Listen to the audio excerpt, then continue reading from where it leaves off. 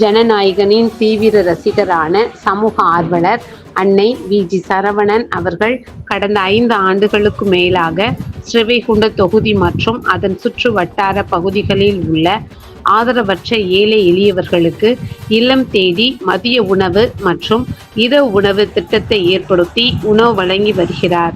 இந்நிலையில் தமிழக வெற்றிக் கழகத்தின் ஐம்பெரும் கொள்கை தலைவர்களுள் ஒருவரான சமூக ஆர்வலர் அஞ்சலை அம்மாளை கொள்கை தலைவராக அறிவித்ததன் ஈர்ப்பால் தமிழக வெற்றிக் கழகத்துடன் இணைந்து தமிழக வெற்றிக் கழக தலைவர் தளபதி திரு விஜய் அவர்களின் ஆசியுடன் கழக பொதுச் செயலாளர் அண்ணன் புசி என் ஆனந்த் அவர்களின் வழிகாட்டுதலின்படியும் 13/2/2026 இன்று 1340வது நாளாக ஏரல், உண்டியலூர், ஸ்ரீவைகுண்டம், கோட்டைக்காடு, சிறுதொண்டநல்லூர் மற்றும் கீழமங்கலக்குறிச்சி அதன் சுற்று வட்டார பகுதிகளில் உள்ள 163 ஆதரவற்ற ஏழை எளியவர்களுக்கு தமிழக வெற்றிக் கழகம் தூத்துக்குடி மேற்கு மாவட்டம் ஜனநாயகனின் தீவிர ரசிகரான சமூக ஆர்வலர் அன்னை வி.ஜி. சரவணன் அவர்களின் சார்பில் மதிய உணவாக முட்டையுடன் கூடிய சாம்பார் சாப்பாடு